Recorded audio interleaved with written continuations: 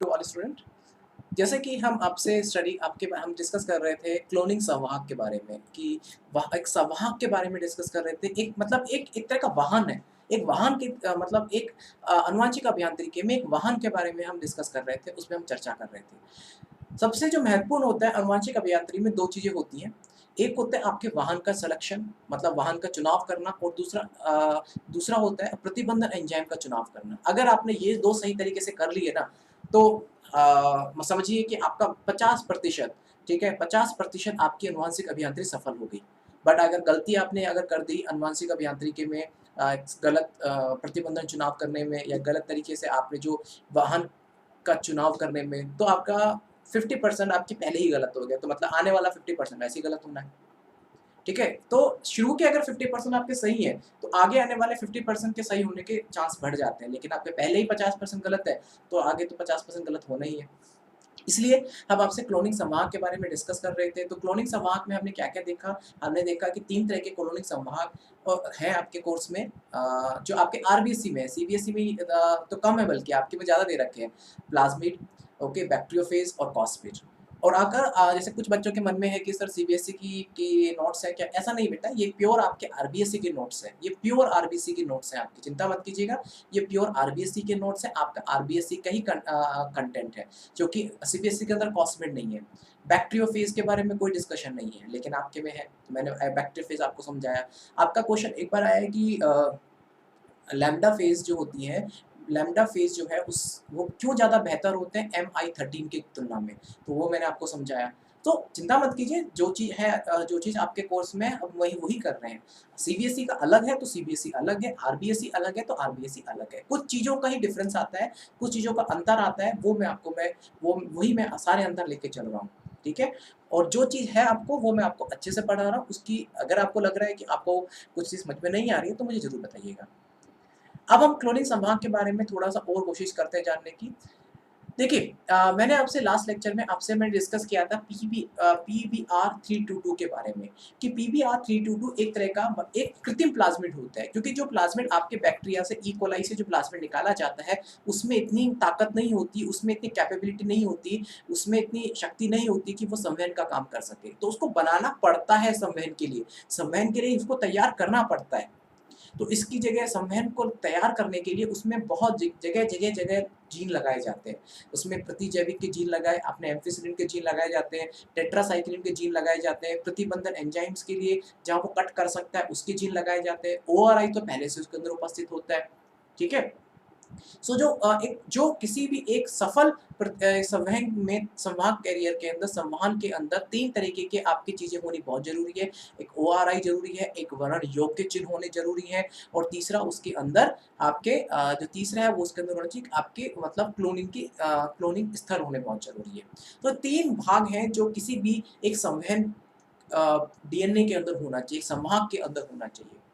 तो अभी तक मैंने आपको ओआरआई मतलब ओरिजिन ऑफ रेप्लिकेशन या प्रतिकृति की उत्पत्ति के भाग के बारे में बताया कि ओआरआई का काम क्या होता है। ओआरआई बेसिकली किसी भी प्लाज़्मिड की उसकी प्रतिकृति को करने के लिए ज़िम्मेदार है, क्योंकि ओआरआई वो भाग है जो प्लाज़्मिड को बताता है कि तुम्हें अब प्रतिकृति तुम्हारी बनानी है और कितनी प्रतिकृति बनानी है, ये सब दोनों काम शुरुआत भी वही करता है, मतलब प्लाज़्मिड को उत्प्रेरित भी वही करता है उसकी प्रतिकृति के लिए और साथ-साथ नियंत्रण भी वही करता है, कि ऐसा ना हो कि तुम बनाते चले जाओ और रुक ही ना पाओ। तो दोनों ही काम आपका ओआरआई प्रतिकृति की उत्पत्ति करता है। नियंत्रण करता है, उसके पास में एक रॉ प्रोटीन होती है, उसकी उसकी हेल्प से वो नियंत्रण करता है। इसके अलावा उसमें दूसरा इम्पोर्टेंट भाग होता है वर्ण योग्य चिन्ह। अब ये वर्ण योग्य चिन्ह जानना बहुत ज़रूरी है। मैंने इसके लिए ये एक्चुअली अगर आप बुक से पढ़ेंगे ना आपको कभी समझ में नहीं आएगा।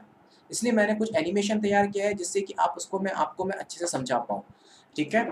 ओआरआई के अलावा क्लोनिंग संवाहक को एक योग्य चिन्ह की आवश्यकता होती है जो रूपांतरज को पहचानने और समाप्त करने में मदद करता है और रूपांतरज के विकास को अनुमति देता है। देखिए, ओआरआई का काम क्या हो सॉरी आपके जो वर्ण योग्य चिन्ह उनका काम क्या होता है? रूपांतरज और अरूपांतरज कोशिकाओं में विभिन्नताएँ करना। अभी रूपांतरज क्या होता है? हमने जैसे कि आपने पुनः संयोजक डीएनए बनाया, आपने ई कोलाई की कोशिकाओं में डाला, ठीक है? जो परपोषी कोशिका है उसके अंदर डालेंगे, जब भी तो वो अपने आप को उत्पत्ति करेगा और अपने आप को एक्सप्रेस करेगा, वरना वो कैसे बताएगा कि मेरा काम सही चल रहा है, मैं पुनः संयोजित का काम जब भी तो होता है कि पुनः संयोजित करके किसी दूसरी कोशिकाओं में डालना।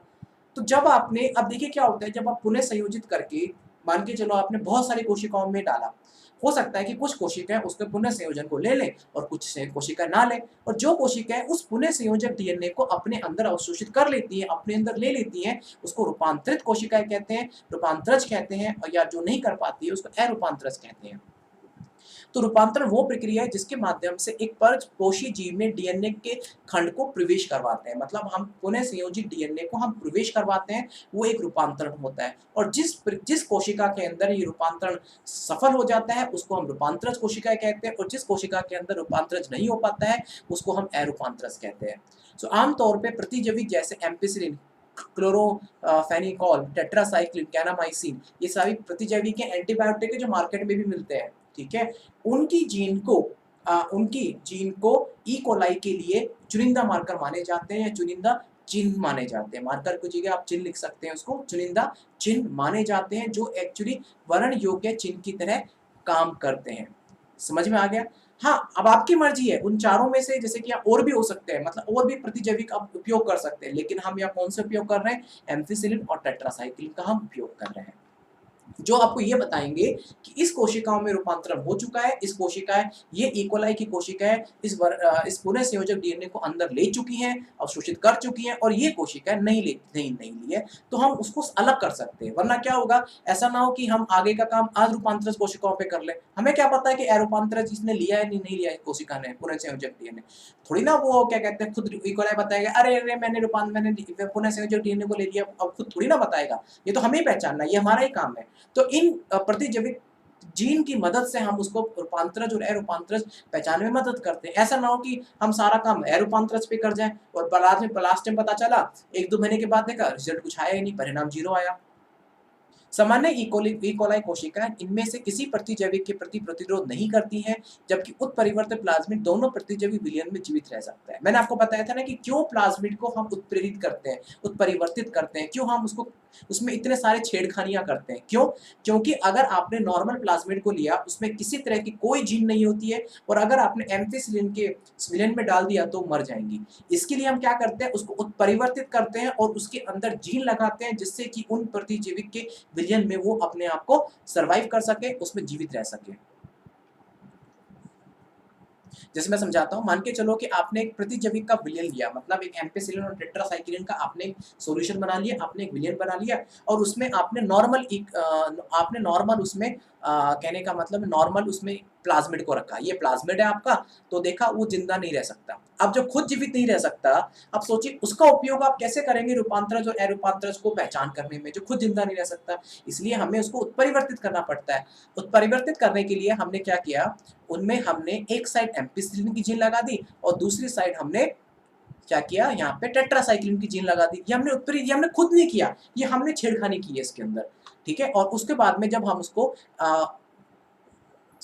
अब देखिए सामान्य ई कोलाई था, ये उत्परिवर्तित ई कोलाई है, और जब हमने उसको प्रतिजैविक के विलयन में रखा अब वो जीवित रह पाता है, अब हम उसका उपयोग कर सकते हैं। तो ये चिन्ह है जो आपको मदद करेंगे रूपांतरज और अरूपांतरज को पहचानने में। अब कैसे आप रूपांतरज और अरूपांतरज को पहचानने में इस उत्परिवर्तित प्लाज्मिड का उपयोग कर सकते हैं। अगर आप बुक को समझेंगे ना, बुक में नहीं समझ में आएगा, क्योंकि बुक में बहुत वैसी लैंग्वेज में लिखा हुआ है, क्योंकि बुक क्या है, हर चीज़ लाइन को नहीं समझा सकती, कुछ चीज़ों के लिए तो आपको टीचर की भी जरूरत पड़ती है। तो समझिए कैसे करता है। मान के चलो कि आपका पुनः संयोजक डीएनए है, उस पुनः संयोजक डीएनए में आपका यहाँ पे ये मान के चलो एम्पिसिलिन है, ये टेट्रासाइक्लिन, दोनों की जीन उसके ऊपर उपस्थित है। आपने क्या किया, ई कोलाई का विलयन लिया, और ई कोलाई का विलयन कहने का मतलब ई कोलाई की कोशिकाएं आपने ली, मतलब ई कोलाई एक आपने विलयन लिया जिसमें बहुत सारी ई कोलाई की कोशिकाएं हैं, बहुत सारी ई कोलाई की कोशिकाएं उसके अंदर है, एक ऐसा आपने विलयन लिया, ठीक है। आपने क्या किया, इस पुनः संयोजक डीएनए को एक मिनट यहाँ पे अब स्थानांतरित कर दिया, ठीक है। इसमें रूपांतरण का हम, क्योंकि हमारा काम यही है ना कि इन ई कोलाई कोशिकाओं के अंदर ये चला जाए, ये हमारा काम, तो हम तो यही चाहते हैं। अब क्या हुआ, एक मिनट,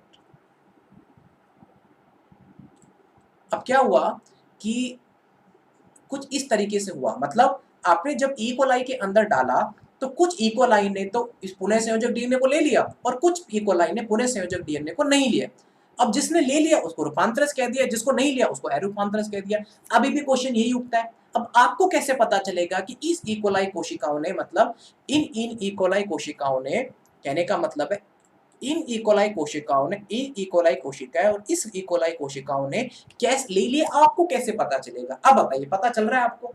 ये तो अंदर हो रहा है ना, ये तो कोशिके का काम है। मतलब जो चीज माइक्रोन में होती है आपको थोड़ी ना दिखाई देगी, अच्छा झांक के देखोगे, अच्छा ले लिया उसने, पूरे संयोजक डीएनए ले लिया, नहीं पता चलता। ये तो विलयन होता है, कहने का मतलब ये तो लिक्विड होता है, इकोलाई का लिक्विड होता है। मतलब इकोलाई की कोशिकाएं, उसके अंदर मतलब मिलियंस ऑफ कोशिकाएं होती हैं, अरबों कोशिकाएं होती है। उस अरबों कोशिकाओं में जब अपने पूरे संयोजक डीएनए को डाला तो उसमें से कौन सी कोशिका लेगी, कौन सी कोशिका नहीं लेगी, आपको नहीं पता चलेगा।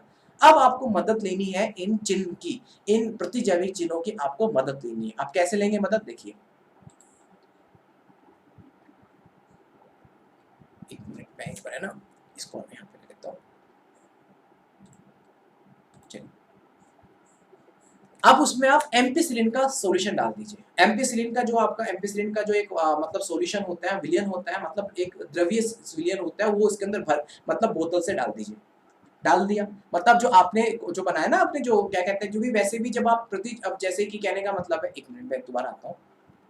कहने का मतलब है जब आप पुनः संयोजक डीएनए को इकोलाई के विलयन में डालते हैं तो कुछ कोशिकाएं इकोलाई पुनः संयोजक डीएनए को लेती हैं और कुछ कोशिकाएं नहीं लेती हैं। इसको होने में कुछ समय लगता है, मतलब कहने का मतलब है इसको होने में कम से कम 1 घंटा लगता है। 1 घंटे के बाद में ही ये पुनः संयोजक डीएनए ले पाते हैं और नहीं ले पाते। तो वैसे तो सबका अलग-अलग होता है, लेकिन आप मान के चलो 1 घंटे की ये पूरी प्रक्रिया होती है। 1 घंटे की पूरी प्रक्रिया हो गई। अब हमें चेक करना है कि किसमें रूपांतरण हुआ है, किसमें नहीं हुआ है। तो हमने क्या किया, उसमें प्रतिजैविक का एक विलयन डाल दिया। एम्पिसिलिन की बोतल थी, हमने पूरी की पूरी बोतल इसके अंदर डाल दी 1 घंटे बाद में। अब क्या होगा? अब देखिए, अब ध्यान से देखिएगा जो मैं कहना चाहता हूँ। अब क्या होगा? अब भैया इनके अंदर तो एम्पिसिलिन के साथ जिंदा रहने की ताकत है। जिंदा रहने की ताकत है क्योंकि इसमें तो एम्पिसिलिन की प्रतिजैविक जीन है। तो ये तो भैया सर्वाइव कर जाएंगी, और जिनके अंदर रूपांतरण नहीं हुआ है वो सर्वाइव नहीं करेंगी।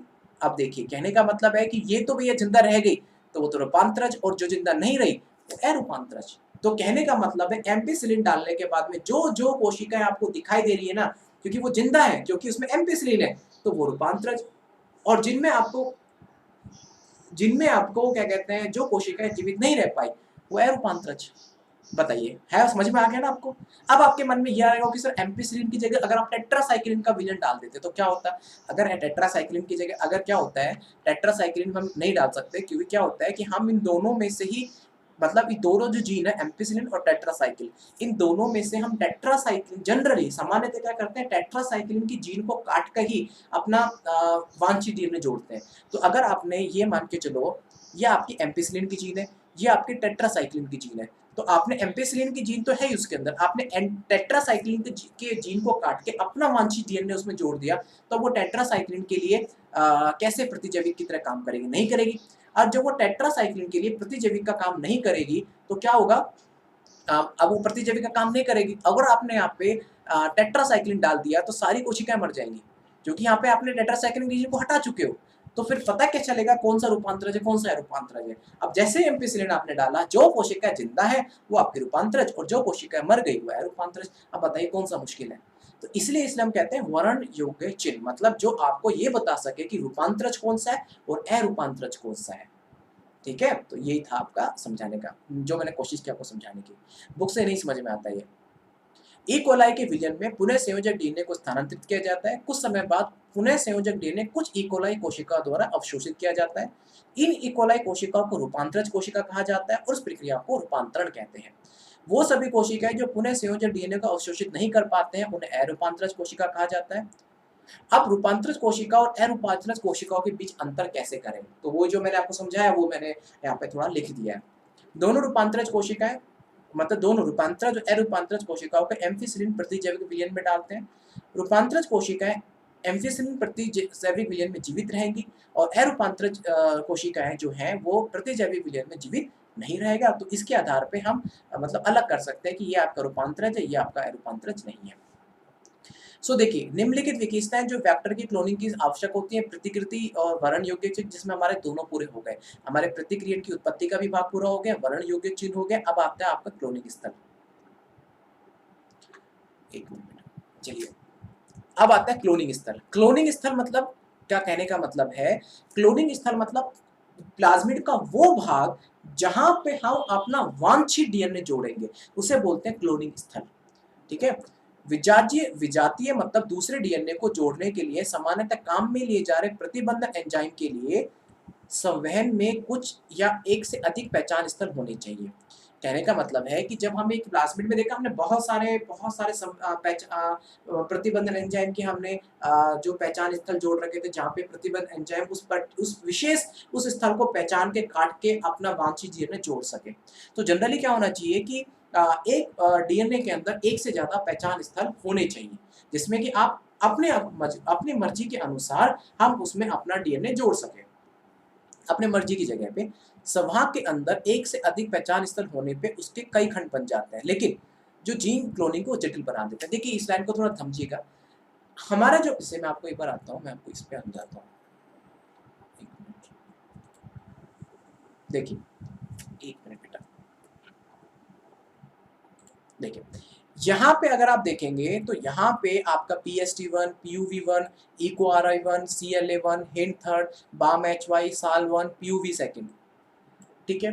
तो अब यूवी सेकंड हम यूज नहीं कर सकते क्योंकि वो आपके आरओपी को काट देगा और आपका फिर नियंत्रण नहीं कर पाएंगे आप प्लाज्मिड की प्रतिकृति को, तो हम ये तो उपयोग नहीं कर सकते। अब आप यहाँ देखेंगे, यहाँ पे आपके सामने इतने सारे प्रतिबंधन स्थल है, जहाँ मतलब ये कहने का मतलब है BAM-H1 इसको पहचानता है, साल 1 इसको पहचानता है, हिंड सेकंड और क्ले 1 और EcoRI1 इसको पहचानता है। ठीक है। PUV1 इसको पहचानता है और PST1 भी इसको पहचानता है।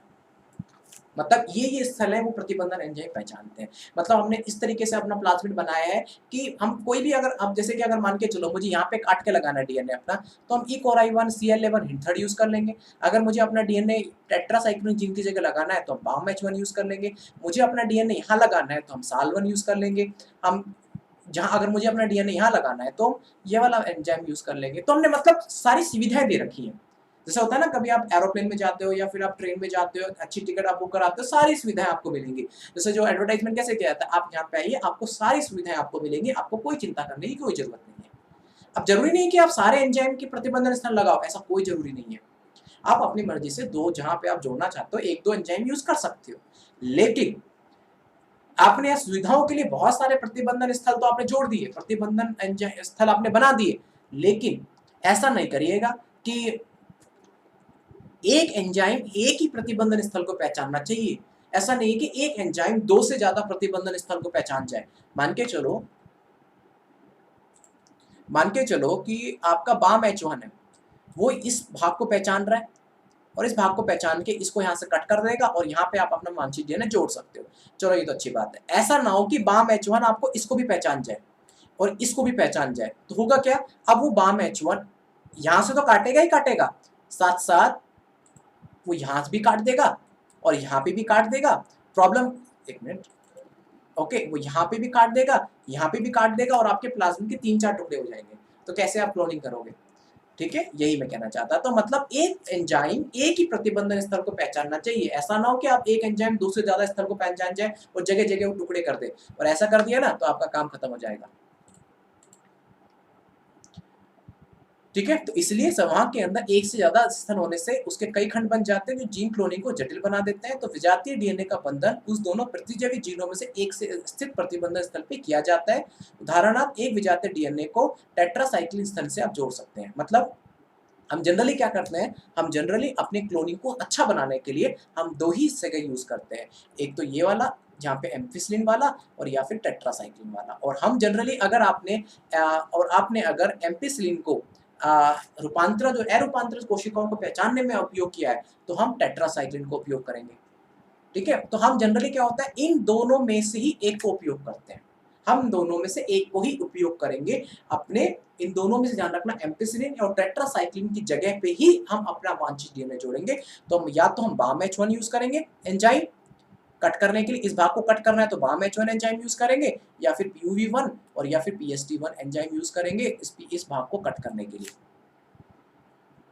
समझ में आ गया? तो ये तो निर्भर करता है। तो जनरली क्या होता है कि आपकी जो बुक के अंदर जो क्वेश्चन मतलब जो एग्जांपल दिया गया है वो ये बता रहे हैं कि हमने टेट्रासाइक्लिन को कट करके यहाँ पे अपना वांछित डीएनए जोड़ा है। यहाँ पे अपना वांछित डीएनए जोड़ा है टेट्रासाइक्लिन जगह पे BAM-H1 को यूज करके।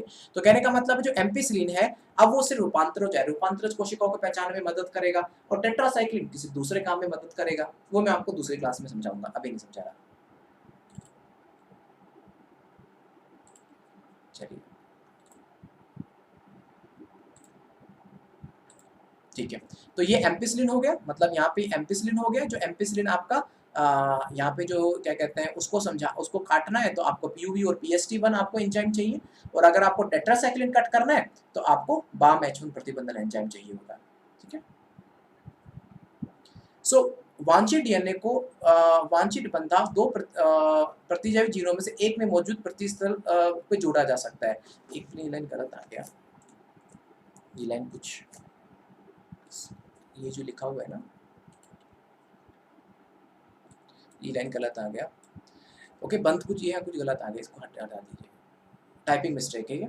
वांछित डीएनए को दो प्रतिजैविक प्रतिजीनों में से एक में मौजूद प्रतिबंधन स्थल पे जोड़ा जा सकता है। मतलब हमने जो आपको दो प्रतिबंधन स्थल दिखाए ना, टेट्रासाइक्लिन वाला और कौन सा एम्पिसिलिन वाला, तो उसमें से आप एक जोड़ सकते हैं। उदाहरणार्थ आप वेक्टर में टेट्रासाइक्लिन प्रतिरोध जीन BAM-H1 पे एक वांछित डीएनए को जोड़ सकते हैं। मतलब मैंने आपको एक एग्जांपल समझाया, आप एम्पिसिलिन वाले पे भी जोड़ सकते हो, लेकिन आपको पहले ही निर्धारित करना पड़ेगा आप किस जीन को सेलेक्ट करने वाले हो। पुनः संयोजित प्लाज्मिड वांछित डीएनए के सम्मिलन के कारण टेट्रासाइक्लिन प्रतिरोध अब खो देगा। आपने अब टेट्रासाइक्लिन जीन को काट के अपना जीन जोड़ दिया तो भैया टेट्रासाइक्लिन का प्रतिरोध तो खो देगा ना, तो अब उसको टेट्रासाइक्लिन के विलेन में डालोगे तो टेट्रा मर जाएगा। ठीक है, तो मैं बंदा गलती से आ गया, मैं आपको हटा दूंगा यहाँ से। लेकिन अभी भी आप पुनः अपुनः संयोजक डीएनए में से पुनः संयोजक डीएनए को उपयोग चूज कर सकते हो, मतलब चुन सकते हो, जब हम टेट्रासाइक्लिन प्रतिजैविक विलयन में रूपांतरज को स्थानांतरित करते हैं। तो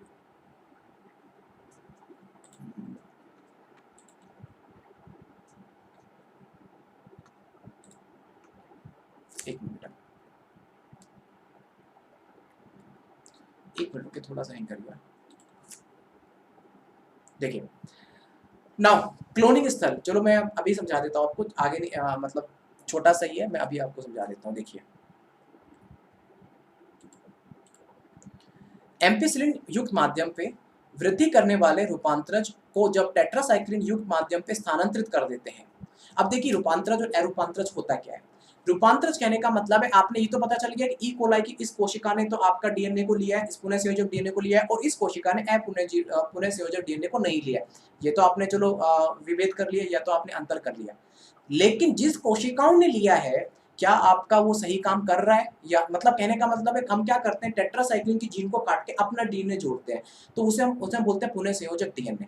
हमारी तरफ से तो हमने अपना काम ओके कर दिया, लेकिन जब हमने इकोलाई में डाला उसने ले भी लिया, रूपांतरज भी हो गई क्या, लेकिन वो उसमें डीएनए आपने सही जगह काट के डाला है, ऐसा तो नहीं आपने गलती कर दी हो। ठीक है, आपके अनुसार तो आपने कर दिया, लेकिन वो तो जब पता चलेगा ना कि जब वो अब उसके अंदर जाके वो बताएगा अपना काम। तो जिसमें अगर आपका रूपांतरण हो, मतलब कहने का मतलब है जिसमें संयोजन आपने बिल्कुल सही किया है, उसको हम बोलते हैं जिसमें आपने सही किया है, मतलब आपने अपना जो पुनः संयोजन सही किया है उसको पुनः संयोजन कोशिका बोलते हैं, और जिसमें आपका पुनः संयोजन सही नहीं हुआ है उसको अपुनः संयोजन बोलते हैं। क्योंकि क्या है कि गलतियां होती हैं, जब हम टेट्रासाइक्लिन की जीन पे काट के हमने डीएनए को जोड़ा, हो सकता है कि टेट्रासाइक्लिन जीन ने आपने जब डीएनए को जोड़ा, हो सकता है कि पूरी तरीके से टेट्रासाइक्लिन जीन ना कटी हो, कुछ अंश रह गया उसका, हो सकता है कि टेट्रासाइक्लिन की जगह कोई दूसरी जीन कट गई हो। क्योंकि आपको थोड़ी ना आप चाकू से काट रहे हो या फिर आप सीजर कैंची से कट कर रहे हो, वो तो एंजाइम कट कर रहा है ना, आपको क्या पता एंजाइम ने सही जगह काटा कि नहीं काटा, आपको नहीं पता चलेगा। वो जब तक आप उसको अपने प्रयोग में नहीं लाओगे उपयोग नहीं पता चलेगा। तो अगर उसने सही जगह काटा है और आपका डीएनए सही जगह लगा है तो उसे पुनः संयोजक कहते हैं, और अगर किसी गलत जगह लगा है तो उसे हम अपुनः संयोजक कहते हैं। ठीक है, तो पुनः योगन एम्पिसिलिन युक्त माध्यम पे तो वर्धन करेगा, मतलब जो पुनः योगज जो है वो एम्पिसिलिन युक्त माध्यम तो वर्धन करेगा, लेकिन टेट्रासाइक्लिन युक्त परिवर्धन युक्त माध्यम पे वो वर्धन नहीं करेगा। मैं आपको समझाता हूँ कैसे। लेकिन अपुनः संयोजन दोनों ही प्रतिजैविक माध्यम पे वर्धन करेगा। इस मामले में एक प्रतिजैविक जीन रूपांतरज के चुनाव में मदद करती है, और दूसरा जैविक प्रतिरोध जीन विजातीय डीएनए के निवेशन से निष्क्रिय हो जाता है और पुनः संयोजन के चुनाव में सहायता करता है। देखिए कहने का मतलब है कि जब आपने रूपांतरज कोशिकाओं तो भैया आपकी प्रतिजैविक में आप जो रूपांतरज कोशिका है वो तो आपके एम्फिसिलिन में आपकी ग्रो करेगी। एम्फिसिलिन में अगर आपकी जो एम्फिसिलिन है उसमें तो आपकी वृद्धि करेंगी, वर्धन करेगा।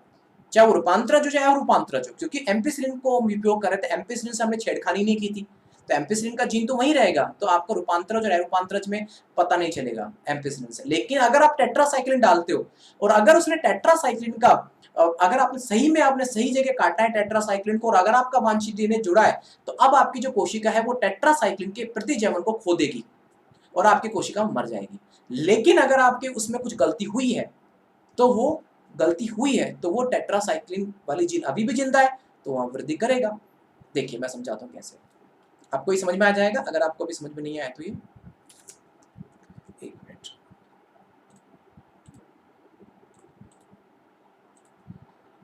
ओके। देखिए, मान के चलो ये आपने रूपांतरज और अरूपांतरज का चयन किया था आपने, ठीक है, जैसे कि आपने यहाँ एम्फिसिलिन डाला था, तो अब एम्फिसिलिन आपने प्रतिजैविक मिलन डाला था जिसमें आपके रूपांतरज और अरूपांतरज आ गए थे, आपने ऐसे किया था आपने। अब आपका ये जो एम्फिसिलिन आपने डाला तो रूपांतरज और अरूपांतरज आ गए। अब हम सिर्फ रूपांतरज को उठा लेते हैं, क्योंकि उसमें से हमें क्या चेक करना है, पुनः संयोजक डीएनए और अपुनः संयोजक डीएनए को चयन करना है। उसमें हम क्या करते हैं, टेट्रासाइक्लिन डालते हैं। अगर ध्यान रखना, अगर आपने यहाँ पे उस टेट्रासाइक्लिन को काट के अगर अपना डीएनए डाला, अगर सही कटा है, पूरा टेट्रासाइक्लिन हट चुका है और आपका डीएनए उस जगह जुड़ चुका है, BAM-H1 ने सही काम किया है, उस एंजाइम ने सही काम किया है, तो आपकी जो कोशिकाएं हैं वो, कहने का मतलब है, उस टेट्रासाइक्लिन के विरुद्ध अपना जो प्रतिजैवन है वो खो देंगी। और अगर थोड़ा सा भी टेट्रासाइक्लिन का जीन बचा है तो वो आपकी जो कोशिकाएं हैं वो टेट्रासाइक्लिन माध्यम में अभी भी जीवित रहेंगी। तो मान के चलो टेट्रासाइक्लिन में आपने डाला, ठीक है, तो हुआ क्या,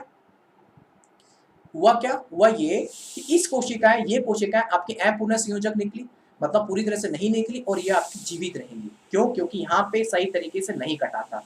और ये कोशिकाएं आपकी पुनः संयोजक रहेंगी, क्योंकि और उसकी यहाँ पे प्रतिजैविक विलयन में वो जीवित नहीं रह पाएंगी।